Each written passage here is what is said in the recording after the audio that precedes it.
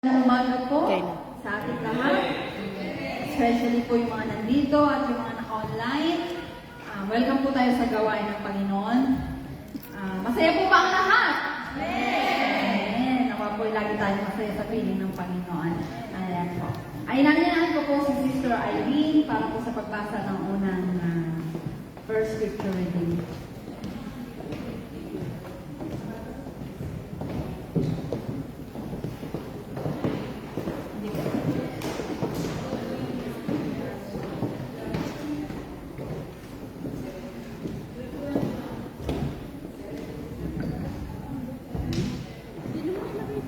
Amen. Yes. Pagbukas po kayo sa aklat ng Job, chapter 21, verse 17 to 34. Salitan po tayo. Amen. 17. Tilawan ba ng masama ay pinatay ng minsan? Sila ba ay dumanas ng matinding kahirapan? At ang parusa ng Diyos sa kanila ba ay ipinataw? 18.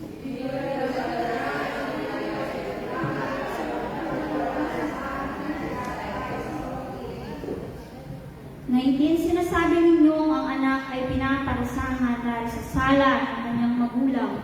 Parusahan sana ng Diyos ang mismong may kasalanan. 20.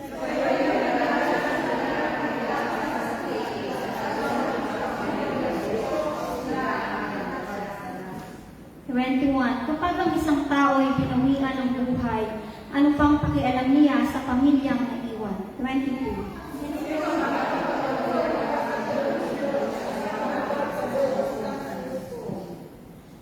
May taong namamatay sa gitna ng kasaganaan, panatag ang katayuan, ginhawa ang kabuhayan. 24.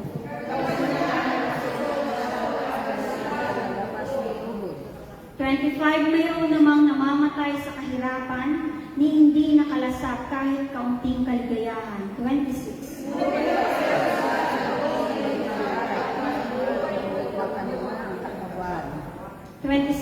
Alam ko kung ano ang binabalak ninyong gawin at ang masamang iniisip ninyo laban sa akin. 28.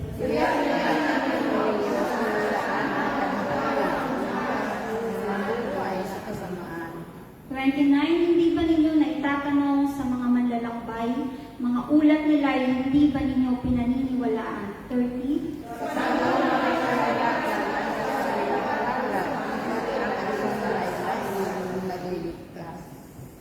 Sa kanyang kasamaay, walang nagpapamukha, walang nanihingil sa masama niyang gawa. 32.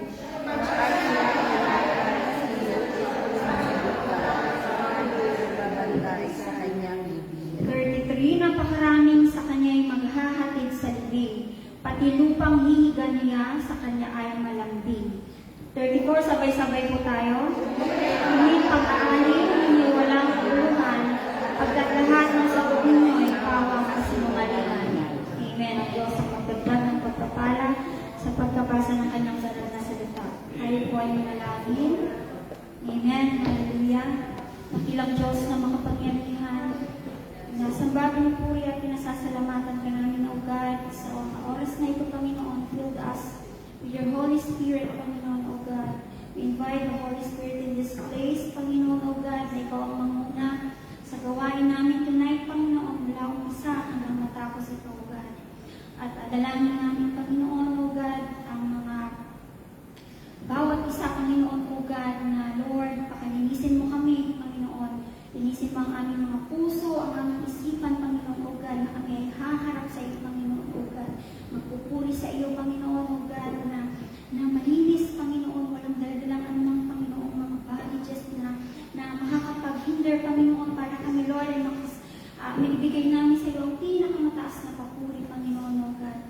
At we pray din, Panginoon, O God, sa mga gagamitin mo tonight, kay Pastor Alan, Panginoon, na siyang magbibigay, Panginoon, ng message, Panginoon, O God. Anoint him, Panginoon, O God, na maintindihan namin, Panginoon, Lord, kung ano yung nais mo, Panginoon, O God, na namin maunawaan, Panginoon. Give us wisdom, Panginoon, O God, and also, Panginoon, sa gagamitin mo sa song leader, Panginoon, kay Sister AC, Panginoon, O God, na madala mo, Panginoon, madala niya ang congregation, Panginoon,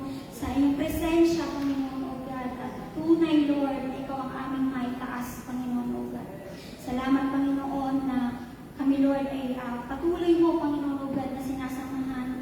And we pray, Panginoon, sa unity ng bawat isa, Panginoon, na, Lord, makita sa mga buhay namin, Panginoon, O God, ang tunay na pagbabago, ang transformation, Panginoon, sa aming mga buhay, Panginoon, O God, at aharap kami, Panginoon, ang may pagpapakumbaba, Panginoon, O God, sa iyong harapan. Kaya salamat, Panginoon, sa iyo namin tinataas, Lord, ang gawain ito, Panginoon, sa iyo lamang, Panginoon, namin pinagkakaloob ang lahat, Lord, patagumpayan ng gawain ito in the mighty name of Jesus. Amen and amen.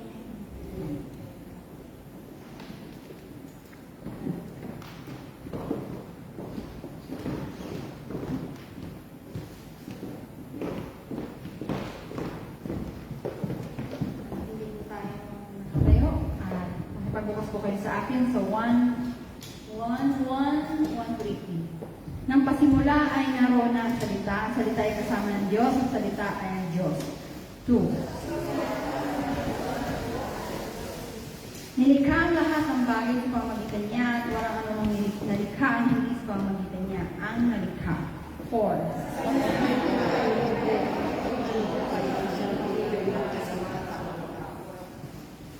Nagliliwanag sa kadiliman ng ilaw at hindi ito nagapi kailanman ang kadiliman. 6.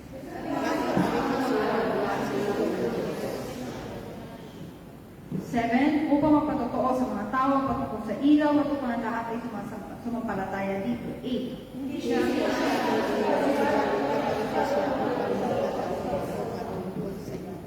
9. Ikaw ang tunay na ilaw, dumating ito sa sanlibutan upang mabigay liwanag sa lahat ng tao. Amen. 10.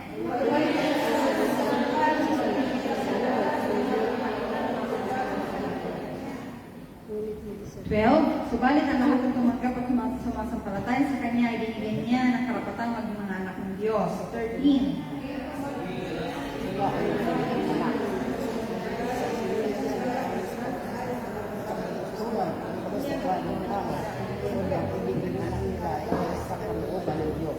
Naging tao ang salita. 14. Ang salita ay naging tao at nanirahan sa piling namin. Nakita namin ang kalulatiang tunay na kanya bilang kaisang anak ng Ama. Siya ay puspos sa kagandahang loob at ng katotohanan. 15.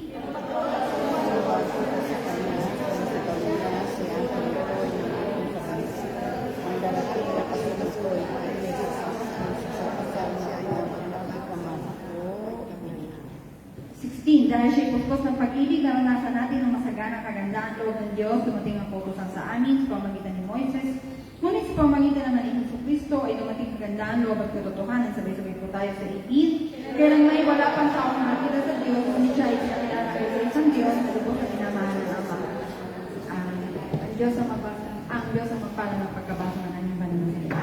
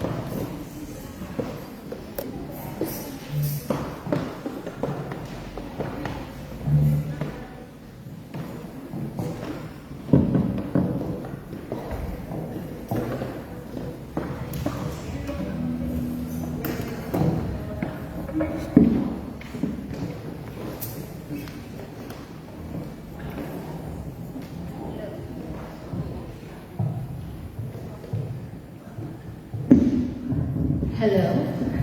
Magandang gabi po. Good evening, everyone. Hallelujah. Palakpakan ng Panginoon. Sa gabi ito ay tayo muling pinagsama-sama para magpuli.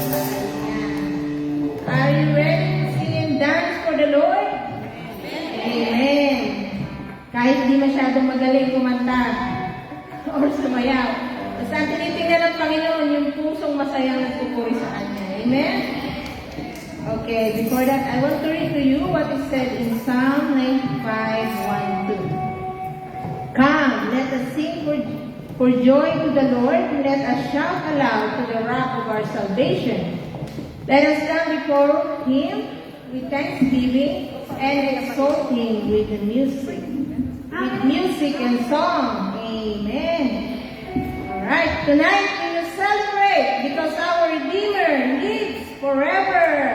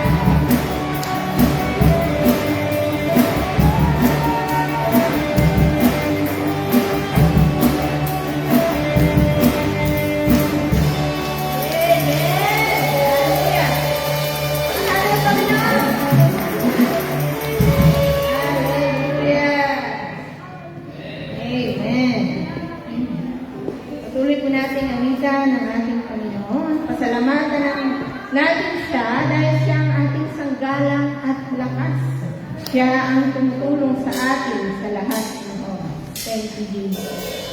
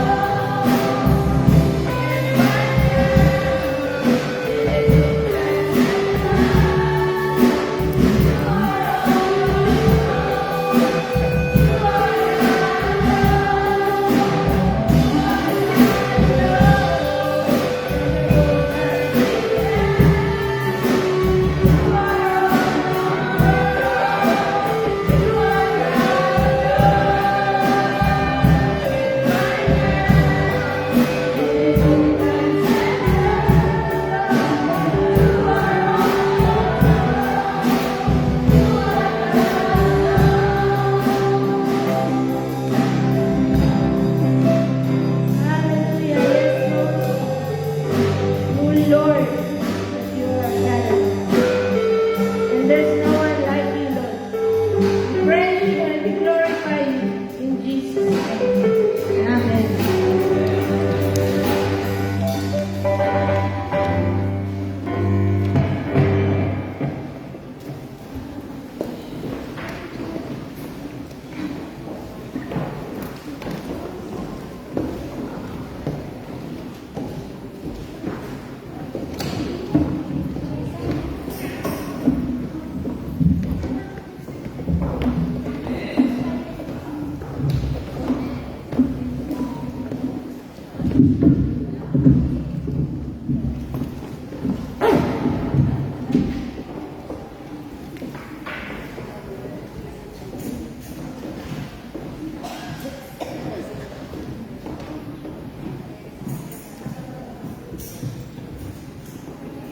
Amen. Gandang gabi po sa ating lahat. Ready na po ba ang ating mga puso sa pagbibigay? Amen.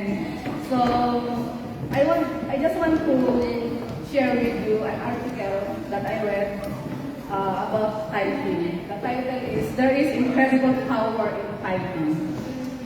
Tithing is not about making God richer. He already owns everything. From Psalm 24 verse 1. Tithing is about making our hearts surrender to the one who is our true provider.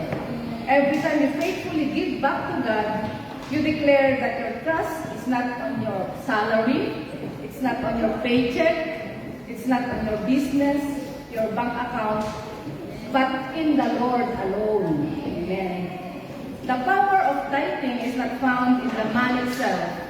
It is found in the God who honors faithful obedience.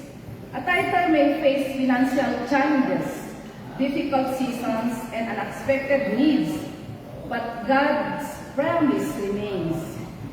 He is faithful to provide according to His perfect will. Obedience always invites God's blessing, even when we cannot immediately see the results. Amen. Tithing also protects our hearts from greed.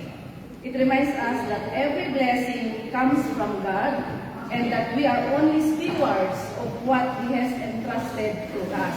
Amen. A generous heart reflects a heart that trusts God completely. God does not ask us to give because He lacks resources. He asks us to give because He desires our faith, our obedience, and our love. When we honor Him with the first fruits of our increase, we acknowledge His lordship over every area of our lives. If you are faithful tither, do not become discouraged. Continue honoring God even when circumstances are difficult. His timing is perfect. His promises are sure, and His provision never fails. Your obedience is never wasted in the hands of a faithful God. So we have heard a lot of verses from the Bible. We have Malachi 3 verse 10 and so forth. We are very aware of that. And then we have also Proverbs 3 verse 9. But I want to read the Philippians 4:19. It says, But my God shall supply all your need according to His riches in glory by Christ Jesus. Amen. So when God has your heart, He has your trust. When He has your trust, giving becomes an act of worship, not a burden. There is incredible power in tithing because it teaches us to depend on the God whose resources never runs out. Amen. So, ito po, may testimony ko bakit ako naging tither. Sa una po, hindi po. Pero na-review po ako ng isang kapatiran. Yung review na yon masakit. Pero totoo. Dahil nung una po ako dito, hindi talaga ako yung 100% na yung tithes ko, binibigay ko. Dahil bago po ako dito, meron na akong naunang church na doon sa Pilipinas na nagtatights po ako. So, nung nandito po ako sa WIN, so, bali, dalawa na. Kaya hindi ko po alam. Ang ginagawa ko po, hinahati ko po. Kalahati po doon, kalahati po dito. So, na-review po ako na isang kapatiran. Then, sabi ko, inuwimbay ko ba yung church para sa akin, Lord? Tinanong ko si Lord. Then, saan ba, ito ba talaga? Dito ba talaga ako? And then, nag-pray po ako na sabi ko, Lord, desire ng puso ko talaga yung naibigay talaga yung tithes ko dito sa WIN, sabi ko. Alam ko na ikaw yung talagang great provider, pinagmumulan ng lahat ng resources. So kung dinidesire ko, alam ko na ipagkakaloob ko ito. So, pinagkaloob naman po ng Panginoon na makapag-tithes talaga ako dito.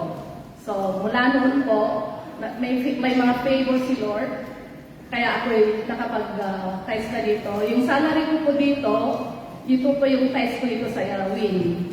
Yung part-time ko po, yun po yung tithes ko dun sa Pilipinas. Kasi sabi ko po sa Lord, Lord, ayaw ko pong i-give up yung isa. Gusto ko, pareho pa rin ako na mag-tithes. Kaya, yun po. Kaya, praise the Lord. At nakapag-tithes din po ako. At yun nga po, ang gusto ng Panginoon, hindi lang po tayo mag-tithes, kundi tayo maging faithful po tayo. Faithful tither. Kaya nakikita po ng Panginoon yung ating mga puso. At kung tayo mag-depend sa Kanya, dahil siya lang naman po talaga ang pwede natin mag-depend sa Kanya. Dahil yung Kanyang resources ay hindi nagkukulang. It's overflowing ang binibigay ng ating Panginoon sa atin. Amen?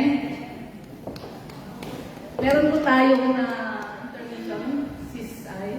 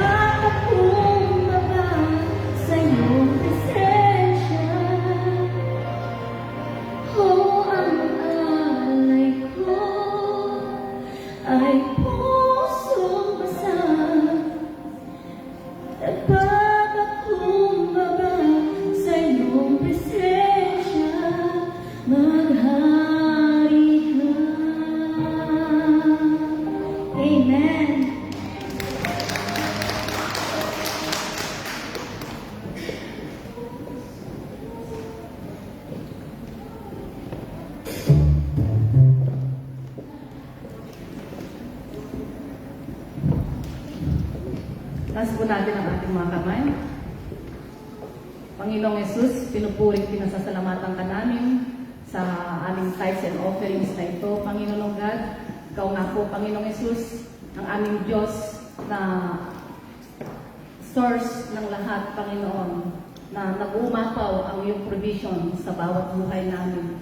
Maraming salamat po, Panginoon, sa mga pusong binago mo, Panginoon God, sa mga pusong nagtatapat sa iyo, Panginoon Lord Jesus. Pagpalain mo, Panginoon, ang tithes and offerings na ito, Panginoon God, na nawa ito, Panginoon, ay maggamit, Panginoon, para sa iyong kapurihan, para sa gawain ng ministeryong ito, Panginoon God. Maraming salamat po, Panginoon, na nawa ito, Panginoon, maraming maabot na matulungan, mapakain, Panginoon, na nagugutom, at ganun din po sa mga nangangailangan ng tulong ay matulungan, Panginoon God. Lord, nawa, Panginoon, pagpalain mo pa ang bawat isa, Panginoon God, upang sa ganun, Lord, ay muli pa kaming magtatapat sa iyo, Panginoon. Pagtatapat sa pagbibigay, Panginoon, ng aming mga ikapo. Ganun din po, Lord, na yung puso namin, Panginoon, ay nagdidepende, Panginoon, sa iyong resources, Panginoon. Sa iyo lamang, Panginoon.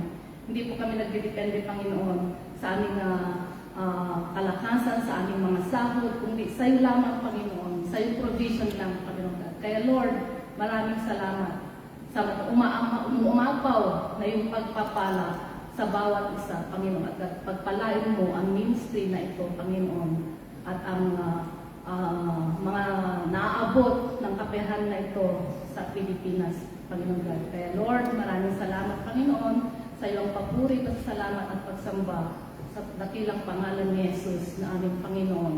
Amen. Amen. Great.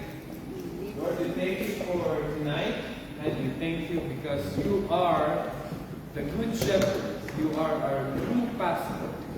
Lord, kayo ang aming tunay na pastor at kami mga tupa ninyo. Lord, we pray that as we listen, we ask the Holy Spirit to anoint our brains, our minds, anoint our ears. Lord, we pray that you calm our hearts with your peace. And Lord, allow the Holy Spirit to speak to us very powerfully. And Lord, very gently, and allow your word to be planted into our hearts. May we remember it wherever we go. Pray, Lord, that the Spirit of God will just manifest Himself and show Himself through the preaching of the Word. We thank you, God. We honor you. We love you. In Jesus' name, tayo natin sabi na Amen. Amen. Ang preaching natin tonight ay pagpapatuloy ng Acts chapter 6. Acts chapter 6 ay yung pag-solve ng mga apostol sa problema nila, problema sila. Tapos, Acts chapter 7 ay yung preaching ni Stephen or Stephen. Si Stephen ay nag-preach sa buong, pinuno niya yung buong chapter 7 ng preaching niya. Pero ang umpisa natin sa Acts chapter 6, may problema sa Acts chapter 6. Naalala niyo? Ha? Tama. Sige, tama. Ang problema ng Acts chapter 6 ay may feeding program sila, marami silang pinapakain ng widows. Tapos, kailangan nila ng, nagka-problema dahil yung mga Hebrew-speaking na Hudyo, binibigyan nila ng feeding, ng pagkain ng mga widows na mga Hebrew-speaking ng 2 beses, yung mga Greek-speaking, hindi pa. Parang unfair. Kaya ang solution ng mga apostol is kailangan mamili kayo ng 7 tao na tinatawag natin diakonos or deacons para mag-serve sa tables, para mag-feeding dahil kami mga apostles, hindi namin pwedeng iwanan yung aming main ministry. Ano pa pala? Anong dalawang main ministry ng mga apostles? Prayer and preaching. Prayer. Naalala niya. Very good, very good. Nakikinig ka talaga, no? Tarinig din natin yung mga umating kanina, no?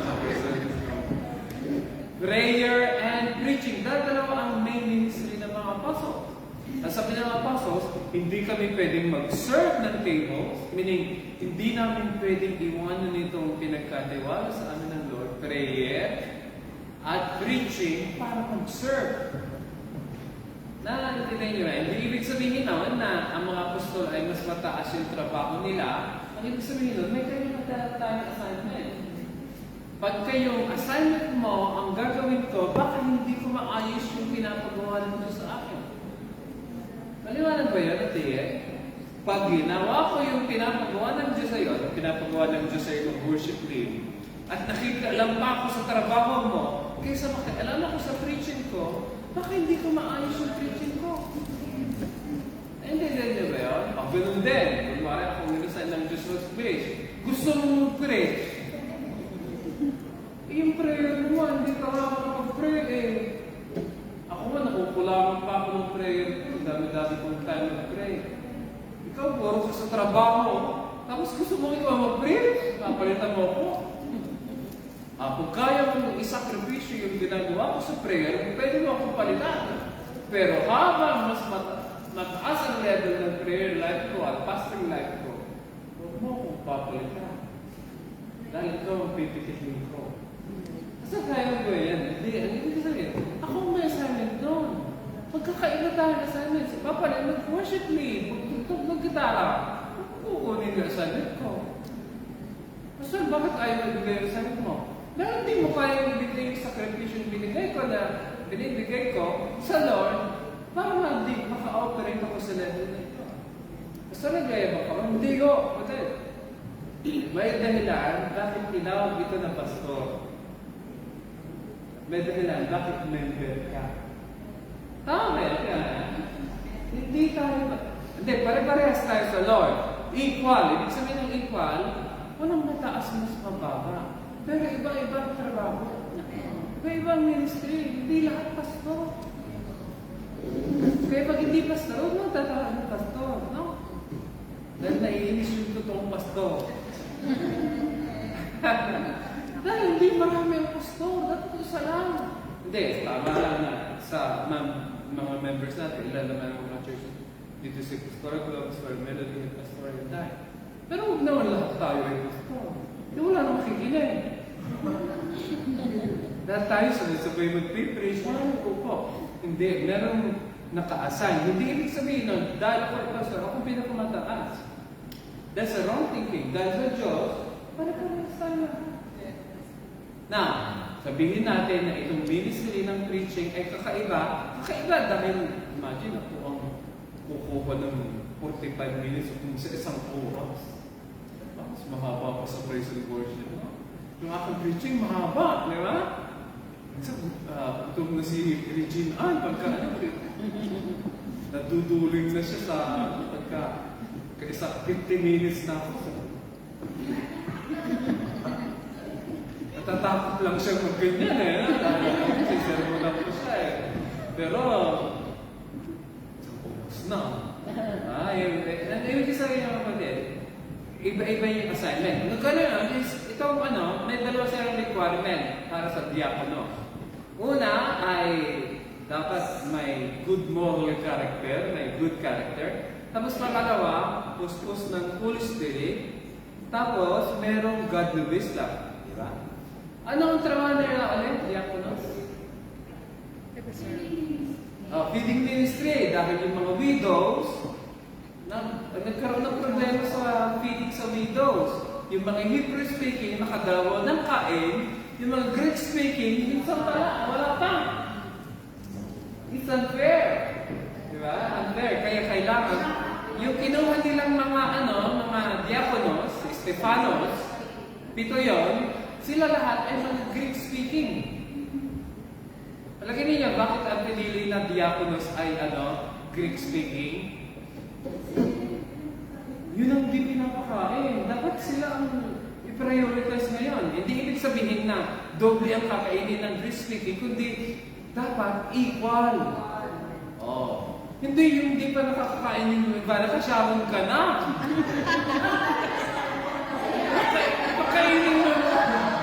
Pakainin mo muna yung sabi ng mga nagsasyawan sa baba, una na sa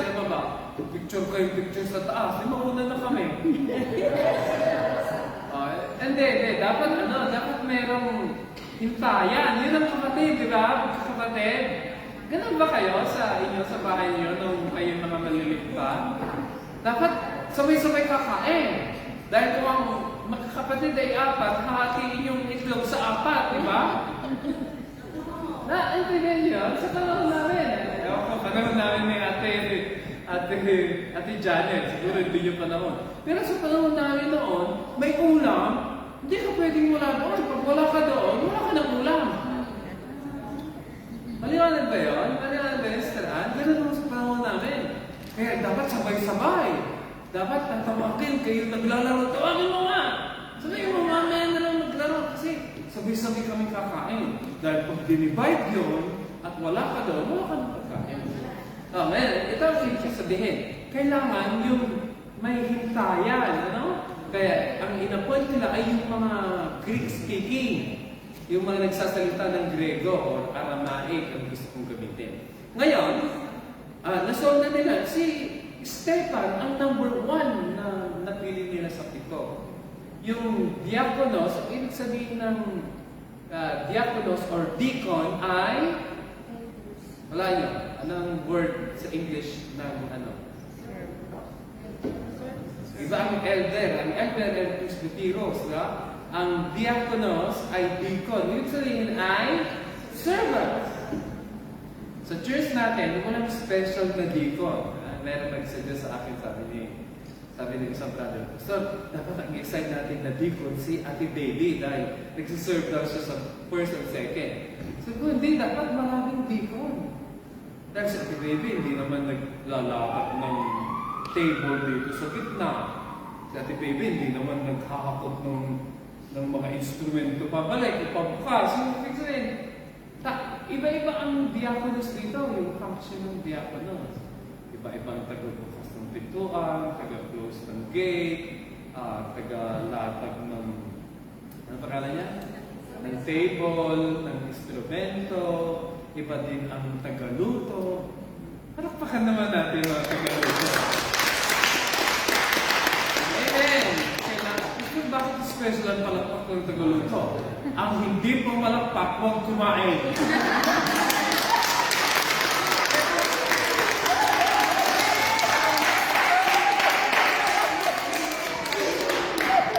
Yan ang ministry ng pinakamahalaga. Wala nang preaching, dapat may magluluto. Diba? Kunwari, ayaw nyo mag-amen, ha? Tama yung amen nyo doon. Ngayon, magtatala ko si Stephen, pero ang problema kay Stephen, inanoint siya ng Holy Spirit para maging matapang mag-preach ng gospel. Nag-preach siya ng gospel, may mga grupo ng mga Jews na unbelievers na pinersecute siya. At siniraan siya sa Acts chapter 6. Sabi ng huli ng Acts chapter 6 ay sinisiraan niya ang templo. Sabi ni Stephen sabi ni Stephen ay huwag na daw tayong sumamba sa Diyos sa templo. Hindi naman yun ang sinasabi ni Stephen. Ang sinasabi ni Stephen, kahit samba ka ng samba sa templo, pag wala kang Jesus sa puso mo, walang kwenta yung worship. Alam ba, yung message ni Jesus, ni Stephen, ay Christ-centered, gospel. Walang kwenta ang ginagawa mong pagtulog sa mahirap, paggawa ng mabuti, pagka si Jesus Christ, wala sa loob mo. And the people say, Amen! Pastor, bakit totoo yun? Naniniwala ba kayo doon, kapatid, na you can give anything you have, pagka wala si Jesus Christ sa buhay mo, walang kwenta sa lahat ng ginagawa. Naniniwala ba kayo? Pastor, bakit ganon? Dahil ang mga mabubuting gawa natin ay hindi makakapagdala sa atin sa langit. Eh ano makakapagdala sa atin sa langit? Si Jesus Christ. Pag si Jesus Christ ay nasa loob mo, kapatid, lahat ng ginagawa mo ay nakarecord sa langit. Pero, kahit ang dami mong ginagawa, para sa Diyos, pero wala si Jesus Christ sa loob mo, walang kwenta. Para kang mga religious na nasigaw ng shadows yan sa daan. Yan, Shabbos.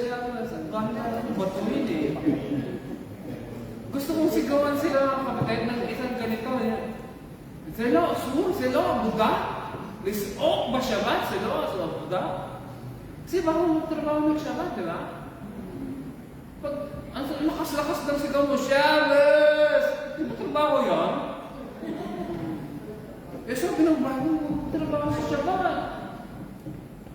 You're disobeying Shabbat. Umalis na tayo. Ngayon, pinersecute si sinisira ang religion ng mga Hudyo. Sabi ng mga religious Jews kay Stephen.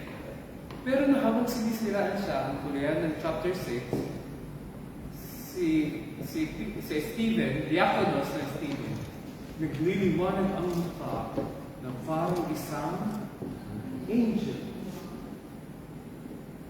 Habang sinisiraan siya, nakita nila na si Stephen ay mukhang angel. Sila mukhang aswang.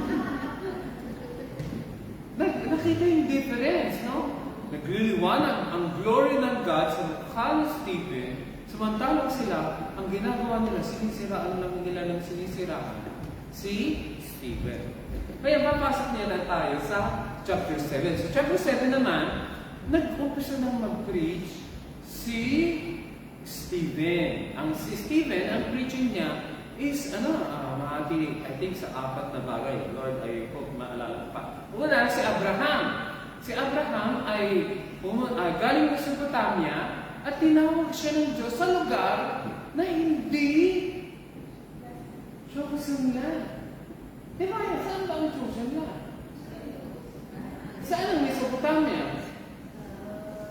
Iran, Persia, diyan sa may Babylon. Ang layo, yung nag-aatake sa atin, doon ang Mesopotamia. Aliwanag ba, kapatid? At tinawag siya ng Diyos, hindi siya galing sa Holy Land. Hindi siya galing dito. Sabi ng Diyos, Abraham, umalis ka dyan sa iyong mga magulang, iyong mga kapatid, at pumunta ka dito sa lupain, ipapakita ko sa iyo. Yun ay Kanaan, land of Israel. Tinawag siya ng Diyos, unang part ng message niya, first part ng message niya, at tinawag siya ng Diyos kahit walang temple doon ng Diyos at hindi yun ang Holy Land. Tinawag siya. Katulad natin, tayo galing sa Holy Land? No. Galing tayo sa, sa lupa ni BBM. Hallelujah, di ba? Yun ang presidente natin. Amen ba? Amen. Pag hindi kayo nag-amen, maghanap na kayo ng ibang bansa nyo. Dalang presidente ko ay BBM. Di ba? Tayo kang gagawa. Siya ang nanalo. Ngayon, ang ibig ko sabihin ay ganito. Tayo mga Pilipino, tinawag tayo ng Diyos kahit walang temple sa Pilipinas. Now, manong papalay, yung temple ni Kumuloy, hindi yung temple of God. No? Temple ni Kumuloy yun. Pero yung temple of God, nasaan ang temple of God? Wala, no? Nawasak na yung temple. Ang pinalit natin dyan ay yung Kibbutz Sahar, yung Golden Dome, yung Al-Aqsa Mosque, yung dyan. Anong pangalan ng ating Golden Dome? Dome of the Rock. Dome of the Rock. Yung Dome of the Rock, yan ang nakatayo ngayon sa lugar kung nasaan yung temple. Tayo ay galing Pilipinas, pero tinawag pa rin tayo ng Diyos. Now, hindi tayo tinawag ng Diyos na tumira sa Israel, tinawag tayo magtrabaho. Hallelujah. Hallelujah ba? Amen. Hindi naman sa yaman ninyo, hindi pa rin hallelujah. Di ba? Hindi mo kikitain sa Pilipinas, yung kikitain mo dito. Yan ang reason kung kaya tayo nag-abroad. Amen ba, Sister Cecil? Amen ba, Sister Cecil? Diba? Kung mataas ang sahod mo sa Pilipinas, hindi ka mag-abroad. Tama ba? Bakit pa ako magpapakahirap sa Pilipinas? Ay, sa layo ng pamilya mo, di ba? Pupunta ka makikipagsapalaran ka sa isang lugar na napakalayo at ang hirap kang mag-stay dito. namatay si Lolo Tola, awanan, tibisa. Di ba? Wala na tayong kisa din, no? Kaya tayo ay, no, parang ang tawag ni, si Brother Benji, meron siyang WhatsApp. Nung sinave ko yung kanyang WhatsApp, ang pangalan niya sa WhatsApp, Benji TNT. Sabi ko, gusto ko ito, Benji. Sabi ko, ayoko lagyan TNT yung aking pangalan. Baka may pahuli ako ng mga nasa church. Wala nang bisip ko TNT, okay mo, alam TNT. Kaya ayaw kong gamitin radio. Ikaw na lang, no? Sinave ko, Brad, TNT eh. Sabi ko, ewan ko pa anong ibig sabihin ng TNT, mamaya sabihin, ipulog mo sa akin. Ito, ngayon, unang mensahe ni Stephen, ay tinawag siya ng Diyos, Abraham, kahit hindi siya galing sa kanila. Tapos pangalawa, hinahilat na si Joseph. Sabi niya si Joseph ay nireject ng mga kapatid niya. Nung sabi niya na ako gagamitin ng Diyos para pagpalain kayo, naniwala ba yung mga kapatid niya? Tanong, naniwala ba yung kanyang magulang, si Jacob? Hindi din. Anong ginawa ng mga kapatid niya sa kanya? Binenta sa mga Israelites hanggang nakapunta siya kay Potiphar sa Egyptian. Nireject siya. Tapos hindi lang yun. Yan ang second part ng message. Ang third part ng message ni Stephen ay si Moses, sabi niya, si Moses ay nireject din ng kanyang sariling mga kababayan nung sila slave sa Egypt. Anong ginawa ni Moses? Nakita niya yung isang Egyptian, tapos yung isang Hudyo na nag-aaway. Diba? Anong ginawa ni Moses? Pinatay niya yung Egyptian. Tapos, binaon niya sa may buhangin, di ba? Tapos, inaasahan ni Moses na malalaman ng mga Hudyo na pinadala siya ng Diyos para iligtas ang bayan ng Israel galing sa Egyptian. Pero, bumalik siya ulit, nakita niya yung kakagawa sa Egyptian, yung nabuhay na dahil pinatay niya yung Egyptian. Nakita niya yung Egyptian ay yung Jew na nakikipag-away sa Egyptian. Tapos, merong another, sabi ko, yung Jew na ito, masagulta lang ito, no? Kasi may kapwa mo siya, nakaaway niya ulit. Ang sabi ni Moses, grabe tayo dito, ba't kayo nag-aaway? Parang sa kanya, okay lang mag-aaway yung Egyptian, tsaka Jew, magkaaway yan. Pero pag parehas kayo na Jew, huwag naman kayo mag-aaway. Ang sagot nito, sabi niya, bakit? Papatayin mo rin ba ako? Katulad ng pagpatay mo daw sa Egyptian? Anong ginawa ni Moses? Si Moses ay umalis ng Egypt at pumunta ng Midian. Nireject siya ng kanyang sariling kababayan. Hindi nakita yung calling ng God sa buhay niya na siya ang gagamitin ng Diyos na ilabas ang Israel sa lupain ng Egypto. Kaya nag-stay siya sa Midian. Kaya lang, dumating ang panahon na pinadala na rin siya uli pabalik ng Diyos sa Egypt. Dahil ilalabas niya ang Egypt sa kamay ng mga Egyptians.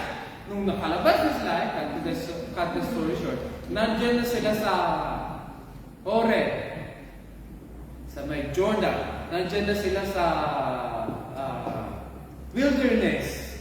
Dito sa wilderness ng Jordan. Habang nandyan sila, ang sabi ng Diyos kay Moses, akyat ka dito. Meron special mountain ng Diyos sa Horeb, yung nasunog na mountain. At sabi niya, akyat ka dito. Habang nasa itaas si Moses, natagalan siya, parang 40 days yata siya hindi kumain at hindi uminom dahil tinatanggap niya yung, ano yung tinatanggap niya? 10 utos, yung 10 commandments. Tinatanggap niya yung 10 utos sa Diyos. Kaya lang, habang tinatanggap niya yung 10 utos sa Diyos, itong mga Hudyo na galing Egyptian, ito yung number 3, Number 3, yung rejection ni Moses. nireject si Moses na bilang deliverer. Ngayon, habang si Moses ay nasa taas, itong mga nasa baba, na naghihintay kay Moses, nag-complain sila. Ba't ang tagal-tagal ni Moses bumaba?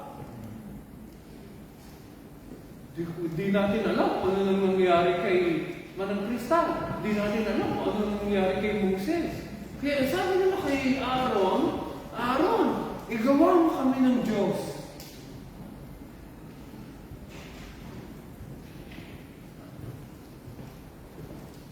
For the third time, sa preaching ni Stephen, minsan nireject si Joseph ng kanyang mga kapatid.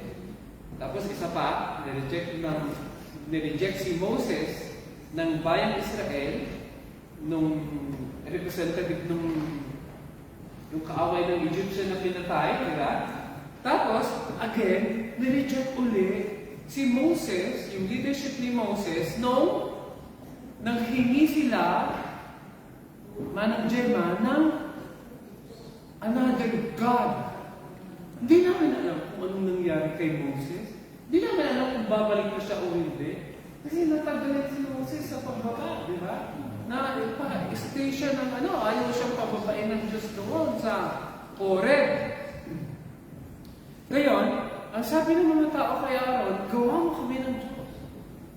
Kaya inipon ni Aaron lahat ng kanilang mga alahas na ginto, tapos gumawa siya ng egel, gumawa siya ng golden calf.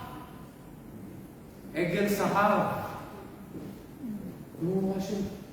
Ang ginawa ng mga una pa na yung Ten Commandments ng Rules, ang ginawa ng mga Israelita na pinalaya sa Egyptian, nag-celebrate sila. Tapos nagpupuri sila sa golden calf. At sabi ng ito ang inyong Diyos na naglabas sa inyo sa Ehipto. Tama ba yun? Mali. Ang Diyos na naglabas sa kanila ay Diyos na hindi nakikita, hindi nakakawakan. Diyos na kailangan mong hawakan sa pamamagitan ng pananampalataya. Yan ang diferensya sa atin we live by sight. Sabi ng Diyos, live by faith. We always live by sight. Kaya marami sa atin ito magdang dalaga, Dahil sabi ng Diyos, may asawa ka na. Sabi niya, Lord, to see is to believe. Nakita mo yung nanliligaw sa iyo, pangit. Sabi niya, Lord, not that. For sure, not that.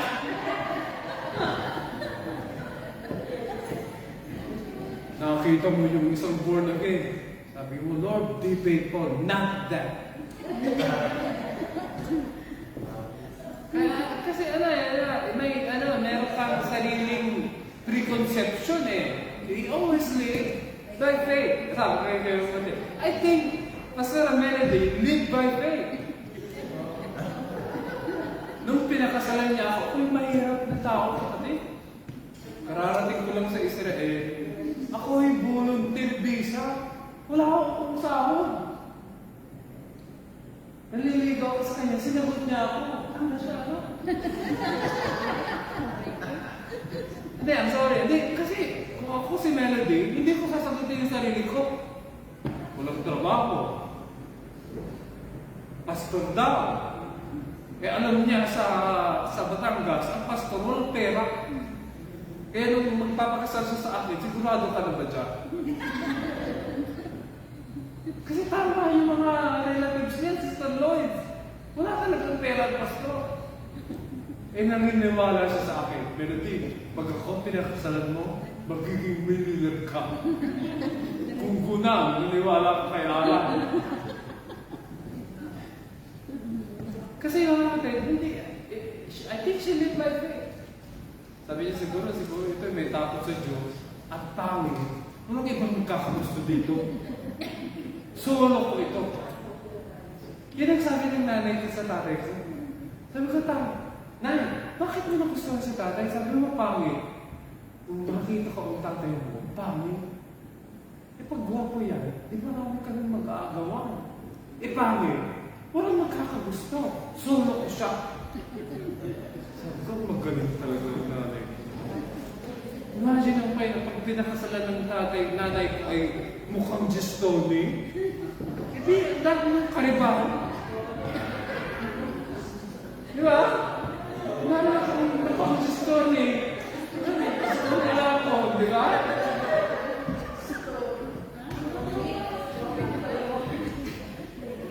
O mukhang Licolati. O mukhang Big Soto.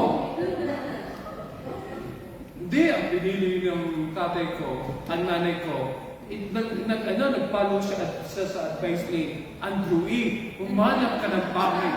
Ibigin mo yung ulan. Masaya ang buhay niya. Wala siyang karibakan.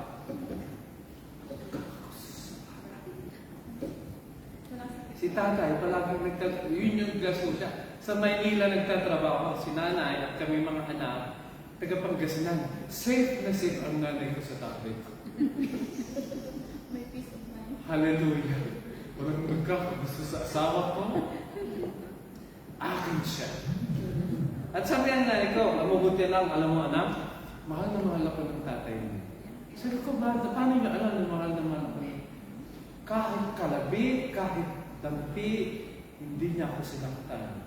Kahit pinagtaasan ng boses, ang bait naman ng tatay, under yata. Kasi kami ni Melody, nagsasagutan kami, ano? Palagi, mas pagkas ang boses ko siya. Siyempre, ang tatay ko daw, napaka-gentle, siyempre, pangit mo, di ba? Mas maganda ang nanay ko. Ang lakas naman ng mukha mo, no? Apag mo, na pangit-pangit ko, ikaw pa kumatapang. Amen. Dito na tayo sa ano? Bakit nandun ako na pa? Una, si Abraham tinawag ng Diyos kahit hindi Holy Land. Pangalawa, si Joseph na-reject ng kanyang mga kapatid. Tapos si Moses na-reject ng mga Israelita, itong isang Israelita, na nagpapakilala siyang tagapagligtas. Tapos na-reject sa uli ng pinili ng Israel ay sino pinili ng Israel? Yung Diyos na golden calf. Yung guya na gold, no? Gintong gold. Guya. Gintong guya. Panglima sa main point ng sermon niya ay ito. Ang last na nireject ng Israel, di ba? Unang nireject ay Joseph. Tapos, Moses, di ba? Tapos, ang susunod na nireject nila ay si Jesus. Sabi niya, nireject niyo. Tapos sabi pa niya, ang conclusion niya, sa conclusion ni Stephen, di ba, yung nagsimula siya, tinawag ni Abraham, tinawag ng Diyos si Abraham, galing sa Mesopotamia na walang temple at hindi chosen land, di ba? Dito naman, sabi niya, yung number 4 point niya ay si Jesus, nireject ninyo, kayo mga religious leaders, pero si David gusto niyang magpatayo ng temple para sa Diyos. In the end, sino nagpatayo ng temple? Si Haring Solomon. Ito ang kinagalit ng mga Hudyo kay Stephen. Dahil sabi ni Stephen, kinote niya yung sabi ng propeta na ang Diyos ay hindi nakatira sa mga bahay. Amen ba? Totoo ba yun? Kasi kung tinawag ng Diyos si Abraham sa hindi Holy Land, yung sabihin, wala siyang tahanan. Pero sabi niya, pero si Solomon, ginawa niya siya ng sariling tahanan. Ginawa niya ng tahanan ang Diyos. Ang tanong, ang Diyos ba, doon lang ba nakatira? Sa ginawa ni Solomon? Ito.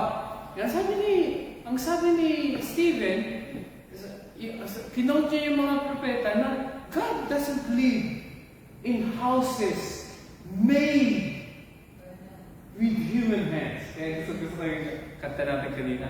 You are not a God created by human hands. Ito naman, you don't dwell in a house created by human hands. Ang sabi ni Stephen, kinukote niya yung mga prophets, God does not live in houses built by human hands. Hindi siya nakatira sa bahay na ginawa ng mga kamay ng tao. Yung gawa ng kamay ng tao is the same word na gawa ng kamay ng tao sa paggawa ng Diyos Diyosan, doon yung golden calf. Yan. Wala ba? Yung sabi ni Stephen na gawa sa kamay ng tao, the same word na yon, ang ginamit niya nung minention niya yung paggawa ni Aaron at ng mga Israelita ng golden calf. Na ibig niyong sabihin, itong temple na pinatayo ninyo at yung golden calf, halos parehas. Dahil ang wino-worship nyo, dito ay golden calf, dito ang wino-worship nyo, temple! Manawalan ka? Kaya galit na galit ang mga religious leaders kay Stephen. Kaya dito na tayo sa conclusion. Amen. Basahin natin ang conclusion. Habang ginagawa nila,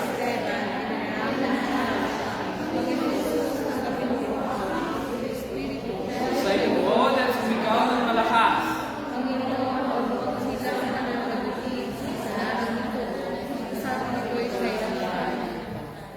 Sa galit nila kay Esteban, siya ay pinagbabato. At kung titignan natin, si Stephen, Manang Gemma, ang first martyr sa New Testament Church. At ang pumatay sa kanya, Romans o Hudyo? Bakit masasabi natin Hudyo? Stoning. Pagka-Romans, crucifixion, di ba? Pagka, bato, gawin, ginagawa pa ng mga Islamic po, di ba? Yung tinatapon nila sa mataas na, tapos tatabunan ng bato. Nag-execute na Sharia law, kung alam yung Sharia law. Ginagawa pa rin ng mga Islamic yan, hanggang ngayon. Pero ganyan ang pagkakatay kay Stephen. Ang first martyr, nagalit sila dahil kinumpare ni Stephen yung paggawa ng golden calf made with hands.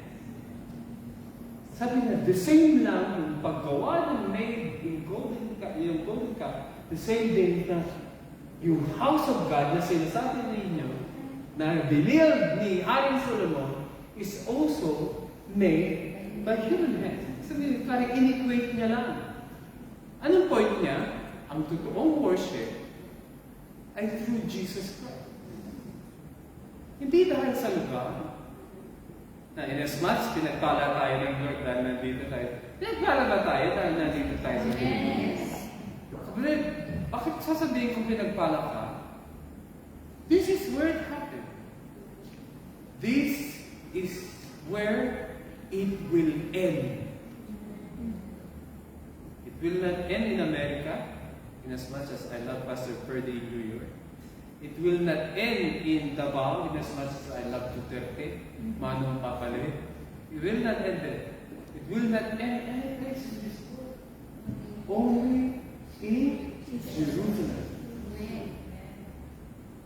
Dito siya pinanganak sa Bethlehem. Dito siya babalik sa mga tubuan. Kaya kung pagka sinasabi nila na, Pastor, bakit mo sinasabi yung special mo na sa Israel? Dahil ikaw, hindi ka inalaw ng Diyos. Ikaw, Ikaw, hindi ka na inalaw ng Diyos tumira sa Israel. Itong mga nandito, inalaw ng Diyos makatira at kumita sa Israel.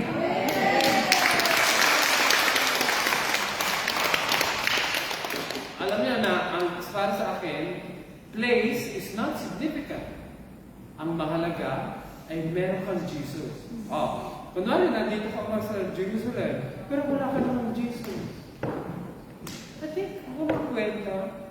Gusto mo magkwenta? Kapatid, ang mahalaga, Ate Mads, yung Jesus na nasa loob mo. Hindi yung kayamanan mo, hindi yung poro mo, hindi yung kakaganyan mo, hindi yung pagsigaw mo ng Shabbos! Hindi yun, hindi naman kakarating sa lang. Basta kahit nakatira ako sa Jerusalem, hindi pa rin ako pinagpala. Pag wala akong Jesus, hindi pa tunay na pinagpala. Ang tunay na pinagpala, skillin mo yung tabi mo. Ikaw! Dahil may Jesus ka na, sabihin mo, dahil may Jesus ka na, nasa Israel ka pa.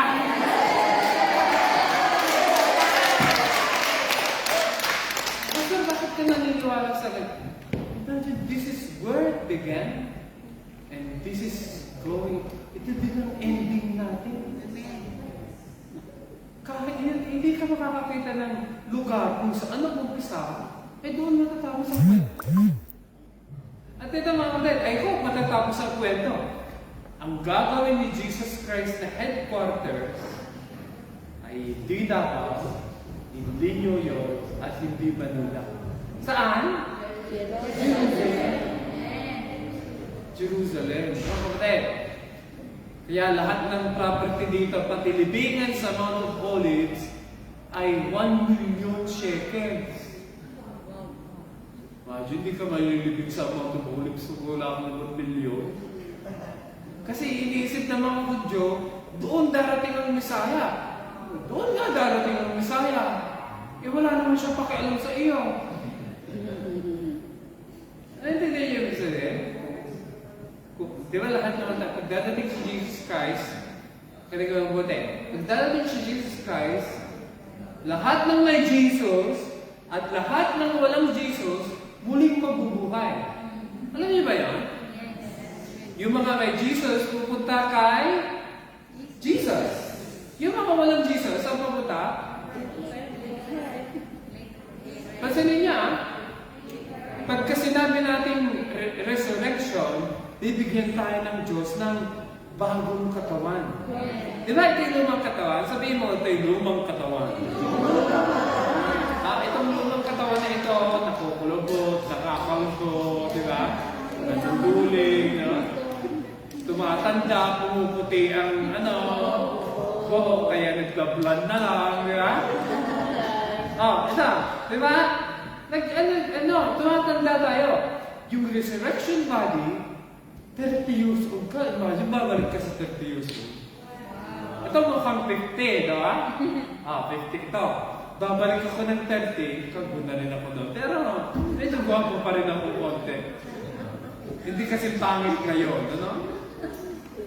Medyo, salamat sa bola, pero bola yan. Ang mukha ko naman bola, bilog. Dahil sobrang taba ko naman, ng aking mga dete. Ngayon medyo, dahil dinadialysis na, maraming lumalabas ng dugo na hindi na bumabalik. Kaya dahil hindi na siya. Siguro pagka kumain ako ng marami ng bawal, siguro tatapa uli ako, no? Kaya lang, mamubuhay ng content, no? Kaya ito, ang ibig sabihin, ito, mga kapatid, yung sermon niya, nagkahalit ang mga tao dahil pinantay niya lang yung golden calf sa temple. At ito ang pagka-closing niya. Anong ginawa sa kanya? Habang siya pinagbabato, anong prayer niya?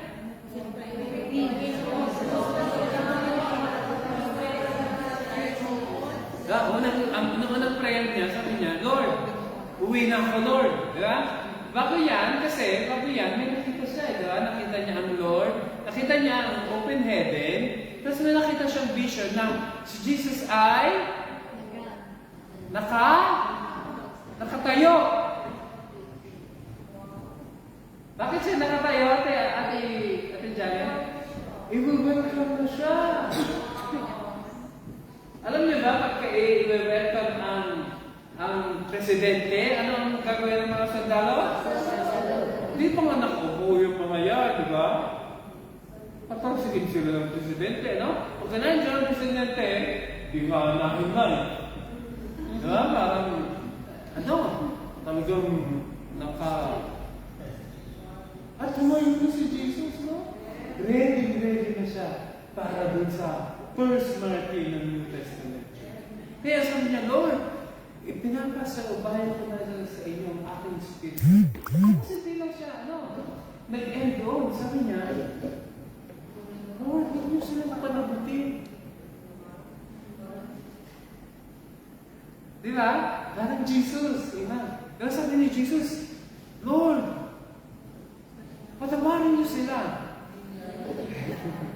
Hindi ko natutuloy dahil sunod ang nagsabi. Hindi ako naniniwala kasi hindi nila alam ang kanilang ginagawa.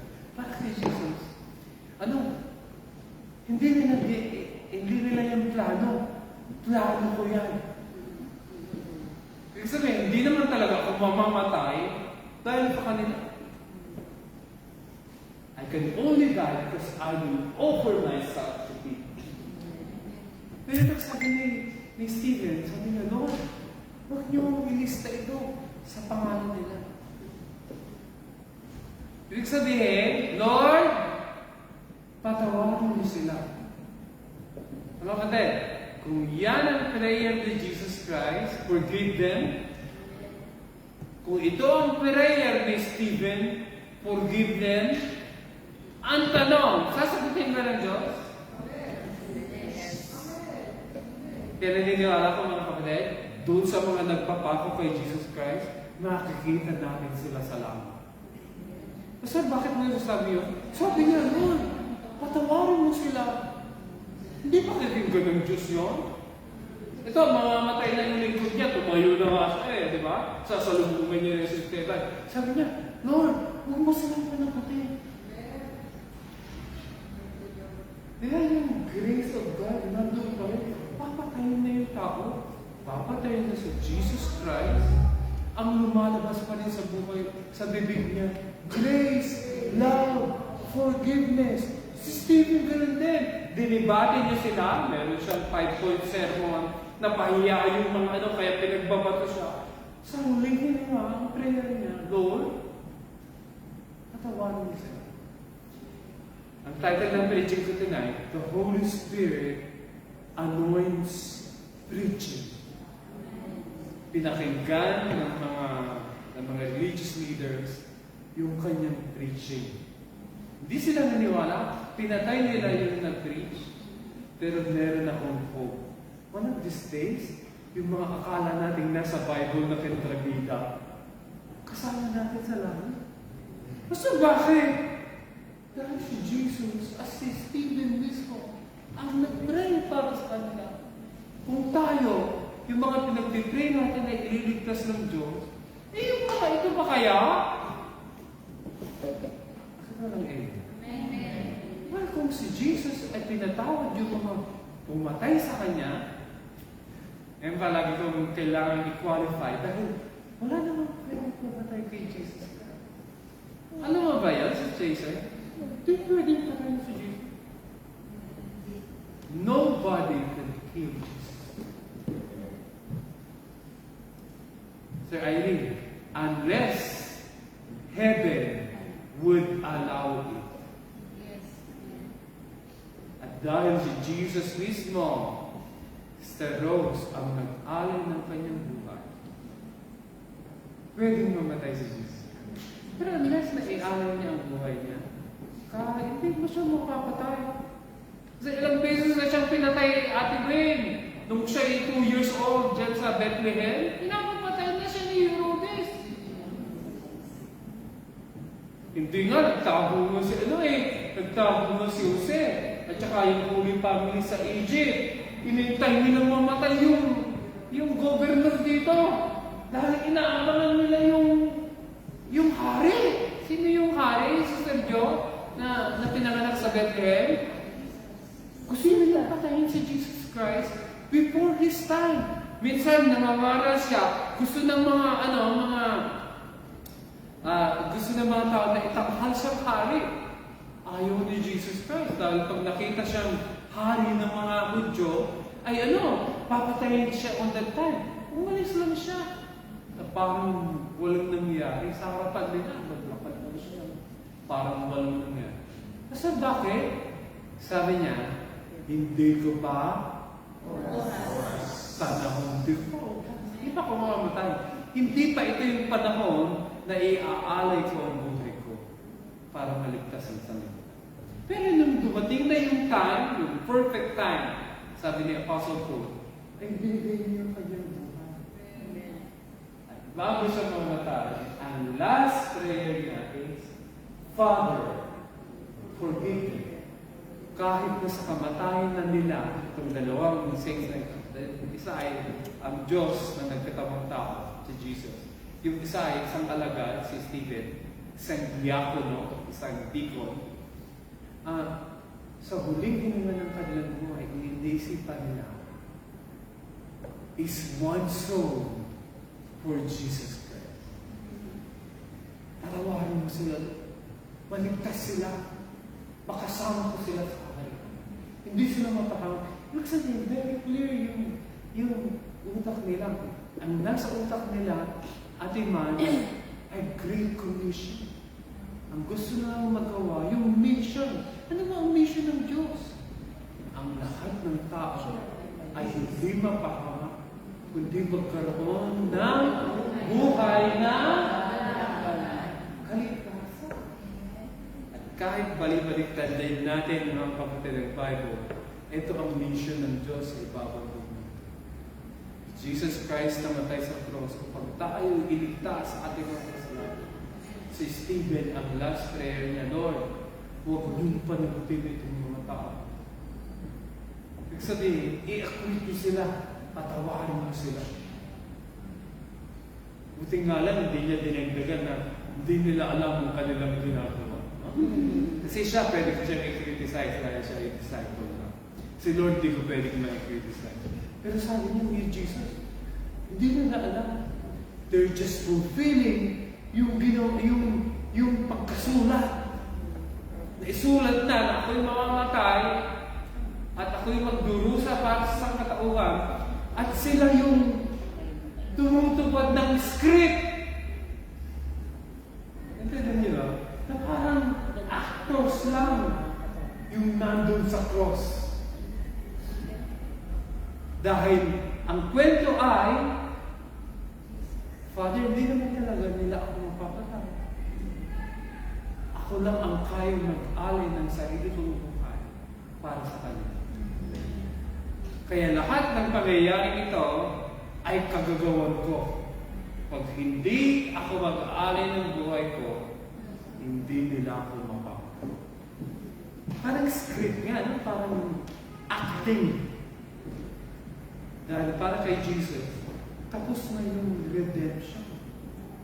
Namatay na siya, muli siya na ito. Si Jesus kasi hindi nakatira sa time. Si Jesus ay nakatira sa eternity. Alam mo, ang pagkakaiba ng eternity at ngayon? Yung ngayon, anong ginagawa niya ngayon? Nakikinig ng sermon. Pag ikaw ay nasa eternity na, kita mo lahat. Past, present, future, na as in, yung tatlong yon nangyayari today. Wala kang divider. Di ba sa atin, ang divider natin, pag sinabi kong tayong lahat ay tumayo at basahin natin yung 3-minute gospel, ibig sabihin, tapos na ako sa preaching. Meron tayong divider, di ba? Ng time. Eto na, matatapos na ako. After 1 hour, matatapos. Meron tayong divider. Pag ikaw ay nasa eternity, kunwari, ikaw ay lumabas na sa katawang ito, hindi mo na nakikita yung mga bagay as if past, present, and future. Para ka ng Diyos, kita mo na yung buong ano. Hindi ka na, di ba tayo, inaalala natin yung mga nakaraan. Anong ginagawa natin sa future?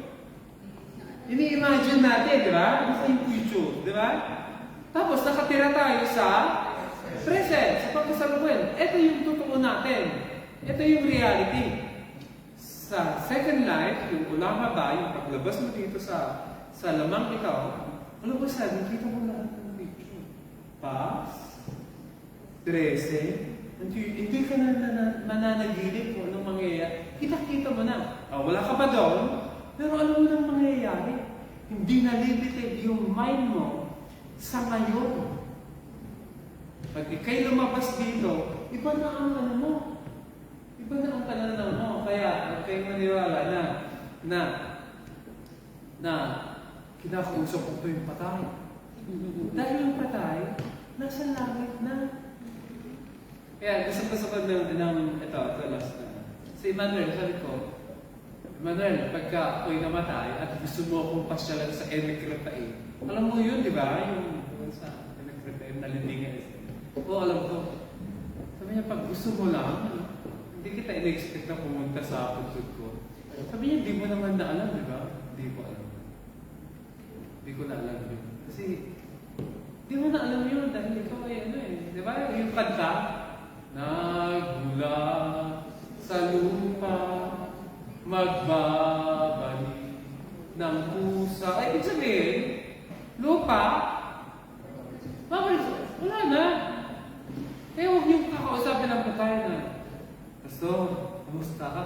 Huwag kakausapin ng patay dahil ayaw ng Diyos na tayo nakikipag-usap sa patay. Alam niya ba yun? Ayaw ng Diyos na ikaw nakakapag-usap. Kahit po sa Facebook, huwag mong ipopost kapatid. Sabihin mo na lang, kung sino namatay, mga kapatid, namatay mo ang tatay ko, namatay ang nanay ko. Huwag mong sasabihin, I will wish you na ko yun. Dahil pinapakita mo sa akin na hindi mo sinasabi yung mga words na yan, hawak siya ng buhay. Tapos, papabasa mo sa amin. I-block kaya kita. Ayaw ko nagbabasa na nakikipag-usap sa patay na eh! Hindi niya mabasa! High-blood tuloy ako. Sabihin mo habang buhay. Nay, tay, I love you po. Kahit sabihin niya, kurdi ka. Kahit si Kuya ilang beses itong I love you sa bebe. Dahil boy pa siya, nababasa niya. Pati yung mga asawa niyo, I love you kayo palagi. Especially pag napakalayo niyo. Hours ang biyahe natin sa Pilipinas sa aeroplano. Yan, alam na nila yun. Di nga ay kailangan nang sabihin. Tapos pag namatay, ipopost mo.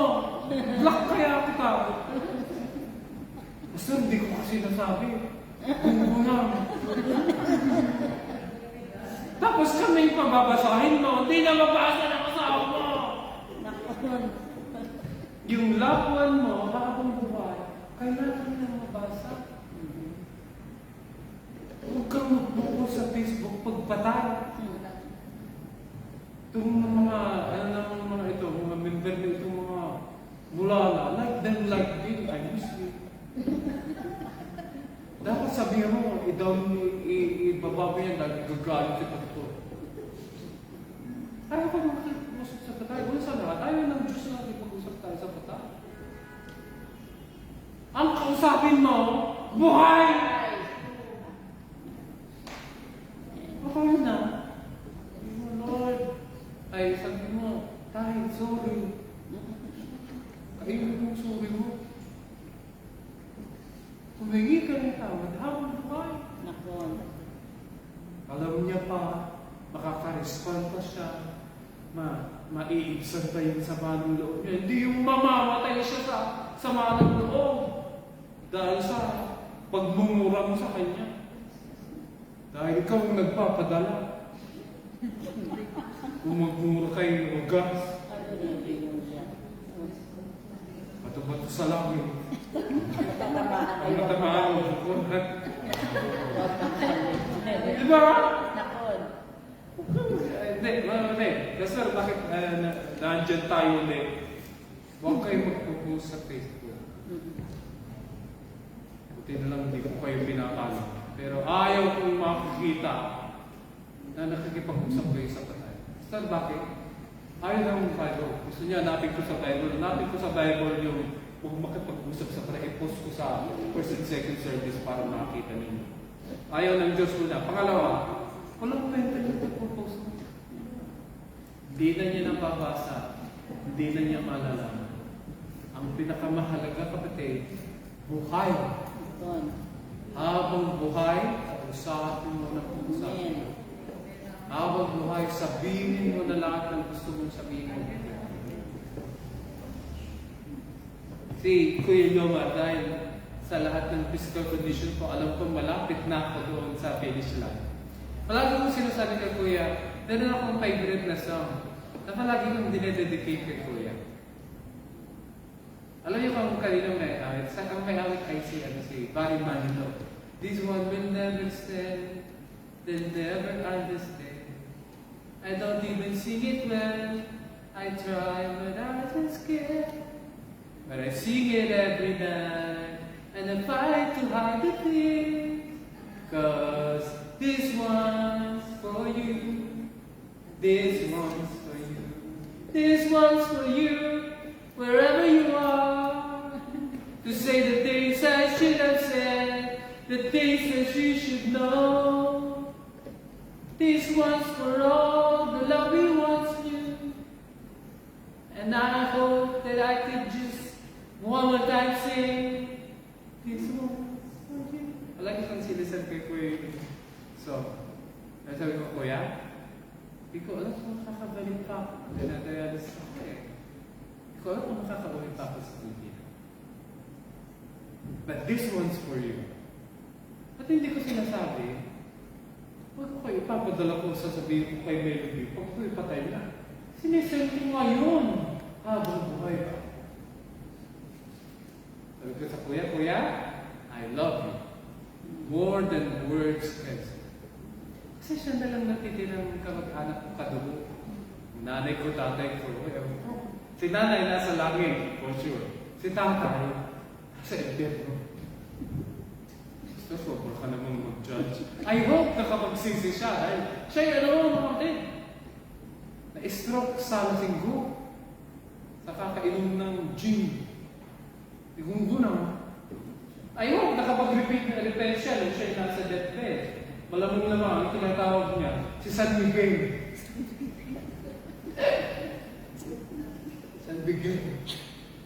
Yung alam niyo, yung San Miguel, yung nakatabak na lambos.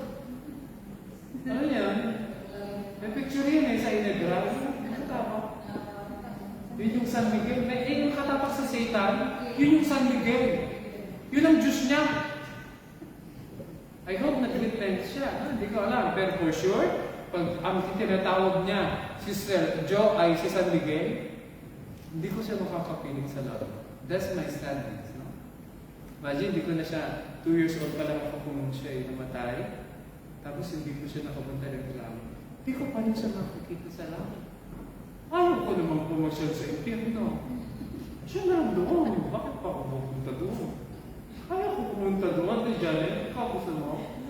No way! Kahit nandun ang tatay ko, ayaw ko pumunta ko siya doon. Mainit doon, kapatid. Mas mainit kaysa sa Pilipinas.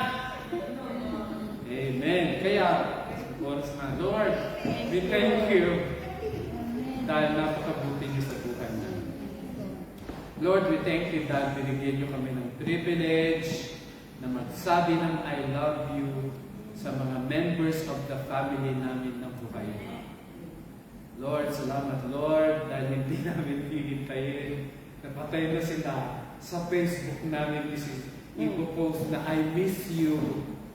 Amen, Lord, we pray na today, tonight, ngayong gabi nito, mamaya pagkatapos ng service, We take time to say to the members of our family, please forgive me. I love you. I love you. I love you. Lord, bigyan niyo kami ng grace katulad ng Lord, ni Lord Jesus. At ni Stephen, nung sila'y namamatay na, love pa rin ang lumalabas nasa bibig nila sa buhay nila. Lord, kaya yung mapuspos ang aming mga puso ng inyong pag-ibig para ma-transfer namin ang the same sa iba. We thank you, Lord, for this word. We give you glory and praise.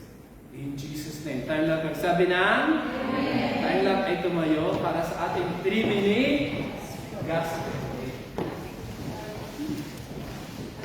Mula ba ang mabuting balita?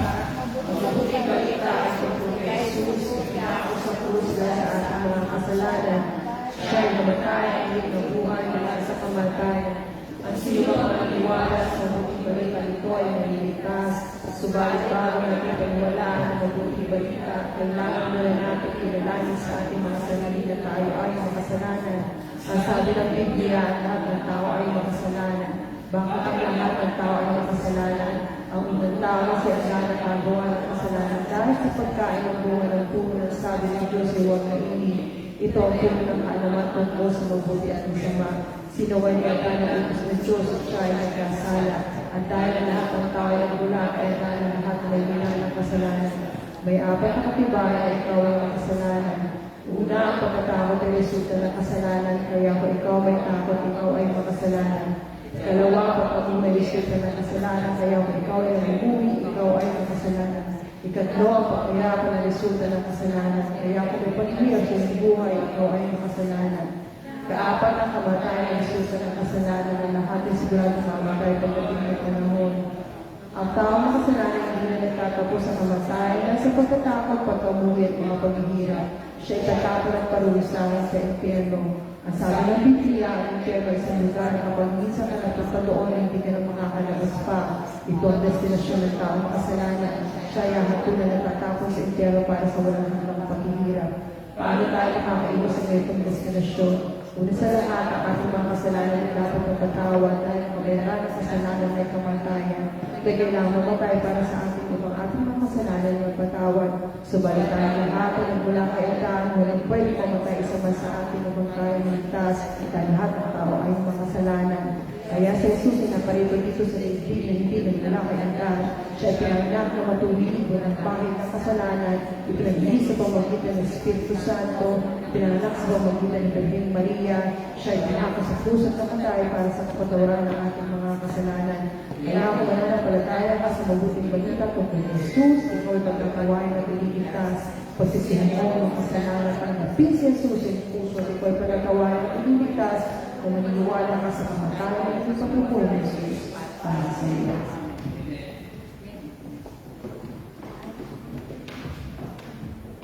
Tayo po ay manalangin. Ama namin Diyos na nasa langit, Panginoon, maraming salamat tonight, Panginoon, sa katagumpayan ng iyong gawain, Panginoon.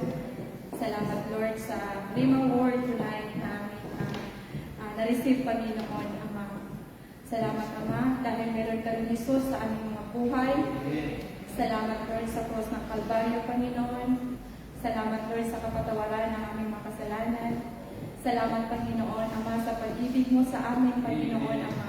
Lord, tunay nga, Lord, na ikaw ang Diyos namin na buhay, Panginoon, at hindi nagbabago noon, ngayon at magpakailanman, Panginoon.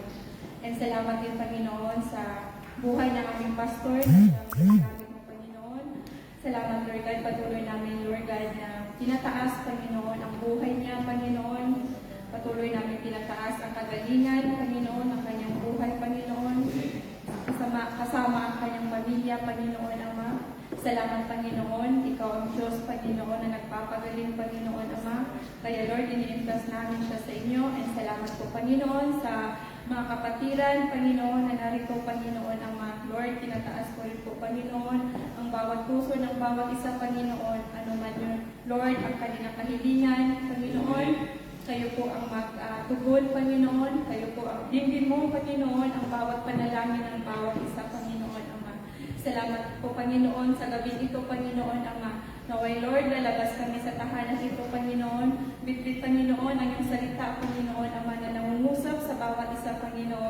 And patuloy, Panginoon, samahan mo kami, Panginoon, sa paglabas. Ingatan niyo po ang bawat isa, Panginoon, na makarating ng safe and sound sa bawat tahanan, Panginoon, Ama. And Lord God, Ama, hallelujah, Lord God, ang bawat isa na rito, Panginoon, we pray, Panginoon, na Lord, gamitin mo po, Panginoon, ang buhay ng bawat isa, Panginoon, na humayo, Panginoon, Ama, na makadala kami, Panginoon, maka-invite kami, Panginoon, Ama, hallelujah, na mga kaluluwa, Panginoon, upang mapuno, Panginoon, ang bahay-sambahan mo, Panginoon, Ama, hallelujah, Lord, bigyan mo kami ng kalakasan, Panginoon, spiritually, Panginoon, Ama, samahan mo po kami at bigyan mo kami, Lord God, ng kalakasan sa panahon, Lord God, na mayroong pagkakataon na kami po ay gamitin, Panginoon, Ama, na mag-share na yung salita, Panginoon, Ama, naway, Lord God, ikaw ang manguna, Panginoon, sa bawat isa, Panginoon, Ama. And Lord God, hallelujah, Panginoon, patuloy po namin dinadalangin, Panginoon, ang bansang Pilipinas, Panginoon, Ama, sa kalamidad na nangyayari, Panginoon, and also, Lord God, sa bansang Israel, Panginoon, Ama, na patuloy, Lord God, na kayo po ang mag-iingat sa bawat isa sa amin, Panginoon, Ama. Lord, salamat sa Panginoon sa gabi ito, Panginoon, Ama. Sa iyo ko lamang po binabalik, Panginoon, Ama, ang katagumpayan at pasasalamat sa pangalan mo lamang po, Diyos. In Jesus' name, Amen and Amen. Pagpaliin niyo sa mga puso niyo ang kapayapaan ni Kristo, sapagkat bilang mga bahagi ng isang katawan, tinawag kayo ng Diyos upang mamuhay ng mapayapa, dapat din kayong maging mapagpasalamat. Ang dami nagsabi na,